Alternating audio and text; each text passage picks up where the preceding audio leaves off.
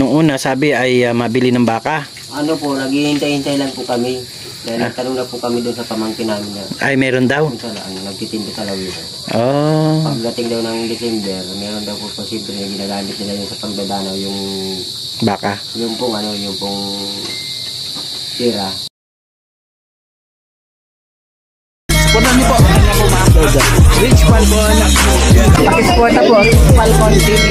Subscribe po natin. Kuya Rich Falcon. Rich Falcon TV. Napakasipag po. And maasahan po talaga. One call away din po. Kalingap partner.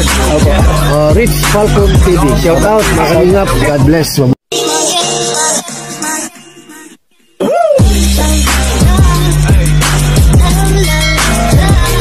Yung bahay nila Kuya Ruel. Parang maaliwalas na dito. Maaliwalas. Wala na. Ano bang nawala? Puno ng saging.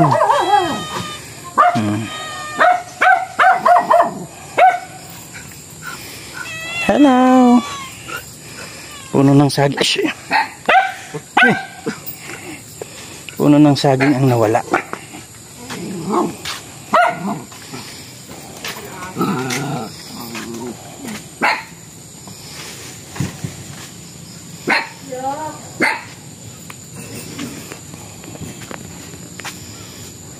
Ang daming lalaking manok. Ay, yung puno ng abukado ang nawala dyan. Oo. Ano yan? Kain po tayo, tino.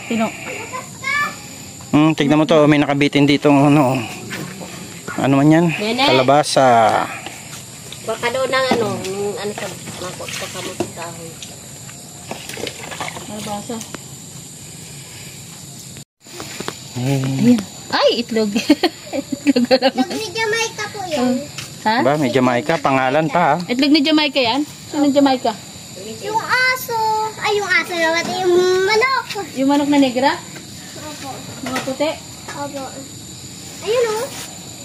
Masipag talaga mangitlog yan. Ginawang Pero itlogan. pag nilalaga ko man. Ay, naubos mo naman para pa. Dadami yan. Dapat tumataba ka, bakit di ka nataba? Hindi ba po kaya? Tika, babarang ko lang ng manok. Di ba yun mamita?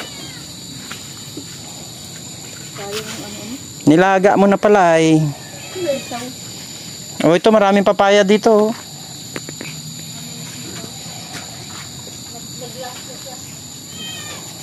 Mabilis na palang buhay ng sitaw. Dito tayo sa ng bahay. At meron ditong merienda oh. Yan oh, mga kalingap oh. Dilaw. Merienda. Dito sa gilid. Ayan, ang sarap oh. Favorite nila yung bakak ano. Ay, ang taba ng Madre de Agua oh. Taba ng dahon. Si Aljos oh, anong kinukuha niya?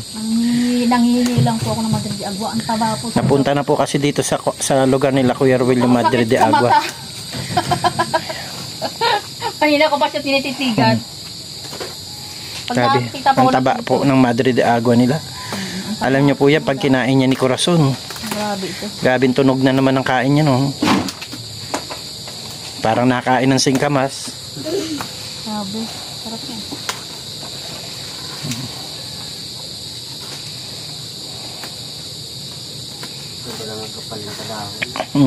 Putulin na eh. Yan, putulin na isang itanim natin. Itanim dito. Yung stick na ganyan, diba? May ugat na eh. Ito dito, isang putol. Ay, ang bagal, ang tagal. Ay, wait lang po. Maulan na. Nagkukwento pa siya. Yung nasa loob lang po kasi nililinis ko lang po ito. Ang taba po sa ng dahon. Ayan po, dahil po may vlog, may ebidensya na po kayo kung sinong nag-harvest ng inyong Madre de Agua. Pinaputol lang naman ito nila eh. Oh, diba? Taba eh.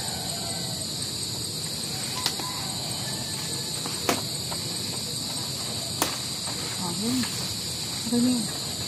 May pang iwan na ako kay Corazon. Sus, wala pa 1 minuto yan.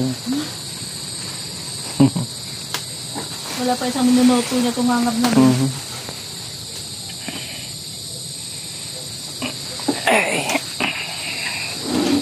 Alam po. 2 po. 2 araw. Anong ginagawa nyo? Ito na lalagyan. Naangkat na lang kayo ng paninda? Hindi po bili po kami ng pag-alis po namin dito sa Dugungan. At punta kami ng Sabado dito sa Bibiraw. Ah, doon kayo bumili. Sa kinuha namin yung... O di maganda pala yan kapag ka may, ano ka na, may kulong-kulong. Kasi yung bibilhin mo, sakay mo na doon sa, ano, sa sidecar. Kaya lang medyo, ang talagang ano doon, medyo mahirap lang talaga magpedal. Kasi yung pedal nun ay nakadesign para sa sidecar. Kaya hindi ka masyadong mahirapan, kaya lang mabagal ang kilos. Kasi ganun talaga ang mga sidecar. Ang maganda dyan may bubong. Thank you so Hindi yan na direktang may initan. Kahit na tanghaling tapat, may bubong na. Kaya lang medyo mabigat lang. Ngayon kapag mahapon naman ang biyahe mo, pwede mong tanggalin yung bubong. Pagka dito naman, paakyat, tutulak naman. Papatulong ka para itulak yung ano mo. Dami na, oh. Kung nabibenta lang yan, ano, marami ka na rin pambenta. Minitas-mitas tayo. Hindi sa'yo.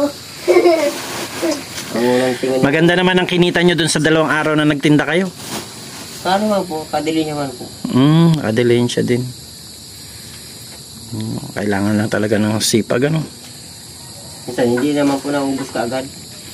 Nabalik namin. Iniiwan po namin dun sa karihan. Bili ng baboy. Bili ng baboy. Mabait sa akin. Oo. Iniwan mo lang sa tabi. Hindi naman makakaulong na sa ibang ano na, customer. Payag yun. Kasi noon pa talaga iniiwan ko yun sa kanya. Tiwala naman ako sa kanya. Kaya, at least meron kayong nakitang ano doon, mapapag-anuhan ninyo ng ano. Pero kapag meron ka ng sidecar, pwede mo na iuwi. O kaya, pwede nyo pa ilako-lako, no? Yung mga iba kasi kapag katamad na mamalengke. Nilalako lang po. Oo, pwede ka magpunta sa mga subdivision. Doon maganda maglako. Lako kami ni Perley. Oo. Nung panahon ng pandemya. Lakad kaming mag-inanay. Bago malang nakabalik kami, wala na, ubus na. Kaya nga, di ngayon, meron na kayong sasakyan. Sa subdivision kayo. Sa subdivision kayo maglako, sigurado yan. Maubos yung mga paninda ninyo. Kasi kahit na ilan yan, kasi yung mga tao na nasa subdivision, bihira yung maglabas-labas. Tsaka hindi sila masyado nakakaano ng mga fresh na gulay. Kagaya niyan, pagkagaling sa inyo, mga fresh yan. Kasi araw-araw nyo naman inaan yung mga paninda ninyo eh. Tatanim pa kayo para meron kahit pa. Oo, sana humabol yung talong ninyo, no, sa December, no? Para kahit pa paano, maraming pagkukuhanan ng ano, pang araw-araw.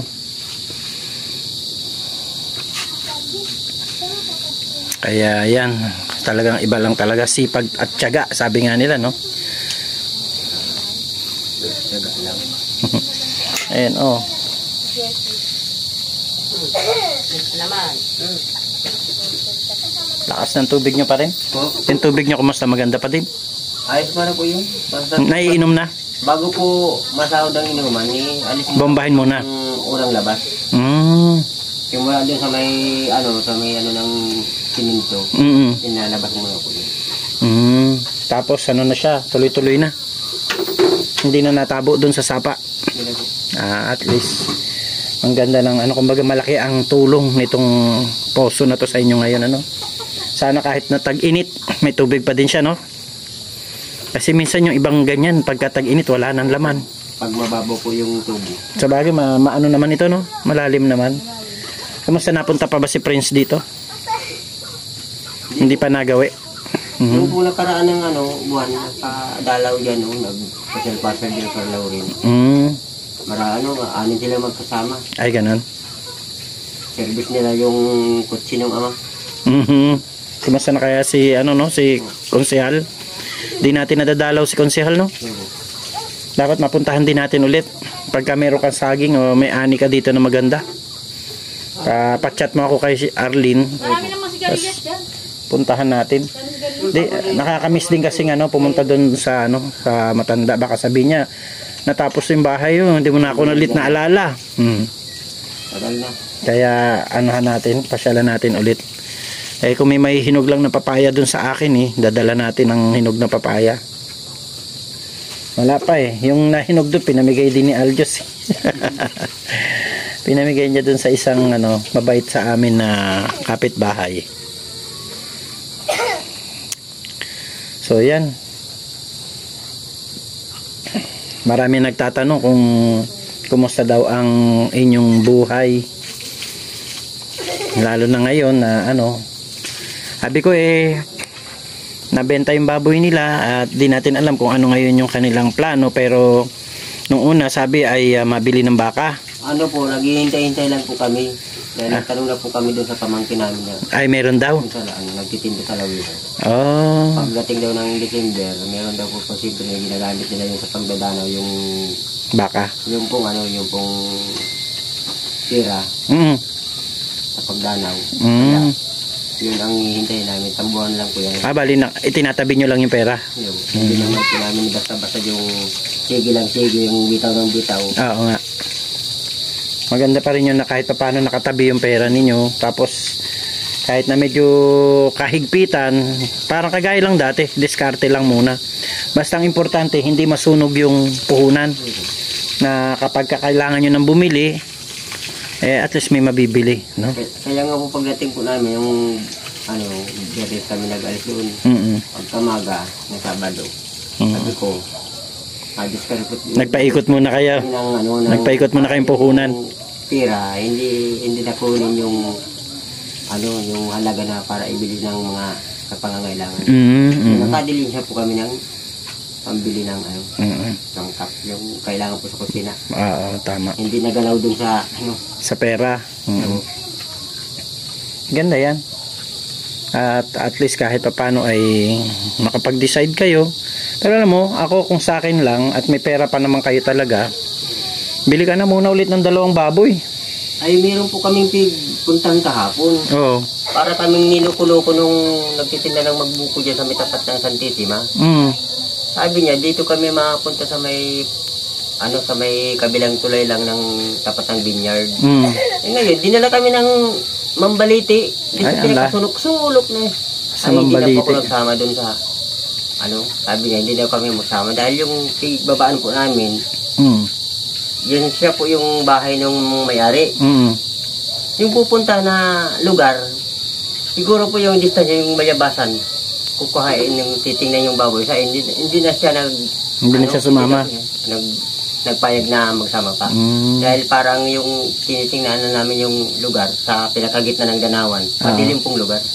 Walang kabahay-bahay. Kaya mo, pagbalik namin, baka makaikot-ikot, makapaghanap tayo kung medyo may mura-murang baboy na mabibili natin. Kasi sa December, pwede mo na i-discount. O, para tama-tama ilang buwan, bago mag-December, mas mahal na ang baboy sa December. Kami nga, nisip nga namin kung ano lang kami dyan, mabili muna rin kami ng biik. Kasi, December kasi kailangan meron tayong maibenta. Abot pa ng January, kailangan po yung December, January. Anong month na ngayon? October, November, December. Ay, 2 months na lang. Pero pwede pa yan. Pang lechon. Pang lechon. Mahal naman kasi ang lechon pagka di ba yung baboy ninyo nabenta ng 11,000. Parang 11,000 ang isa Pero malaki, okay na. Malaki naman po yung lalaki. Oo, okay na rin yun. Na at least maganda ang benta. Pero kung pang lechon lang, maganda rin kasi ang bentahan ng lechon. Wag lang wag lang ibebenta ng per kilo. Per buuan. Ano po, tumbukan. Kasi ang 3 buwan na baboy pang lechon, mahal 'yun. Mahal ang kuha. Kaya nga, yun sa amin, di ba, hindi masyadong pinalaki. Okay lang siya na bansot. Kasi nabili siya ng magandang presyo. Kaya yun. Yun sa inyo kasi masyadong lumubo, lumaki ng gusto. Yung sa amin talagang talaga yun, ganun lang talaga namin kasi inilalaan-laan namin yung sa panglitsyon pa din. Kasi mas maganda pa rin ang bentahan pagka litsyon.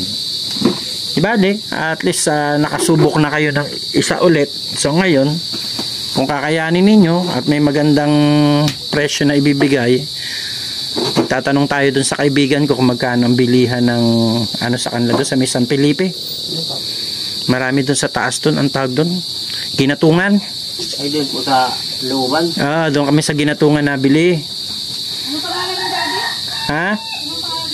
Sino? Ginatungan. Pastor. Kalimutan ko. Pero doon yung sa Ginatungan yon. Ang gaganda kaya nang nabili namin baboy doon. 3 months lang namin inalagaan o nabenta na namin ng magandang presyo. Yun yung binenta namin ng ano, pang lechon. Tuwan-tuwa nga yung mga ano, nakakuha nun. Kaya yun lang, i-ano lang natin. Kumbaga salya lang natin ulit yung ano nyo. Hindi po, i-rolling. I-rolling. Ang bilis ng araw, no? Madilim na naman. Para po baka mahal-mahal naman. Pag Kasi mura lang yung binta ng buhay ay.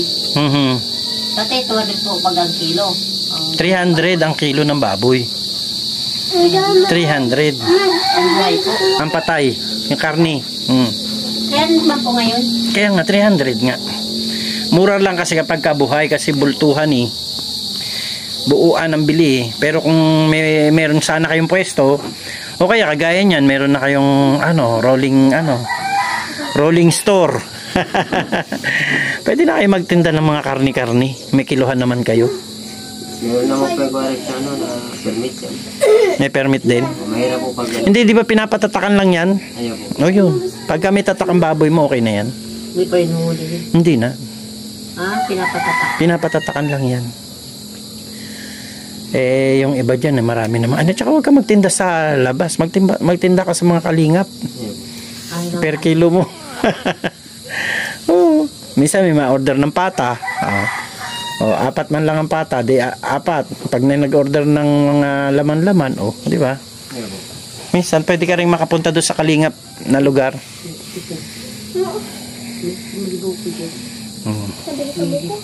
Thank you.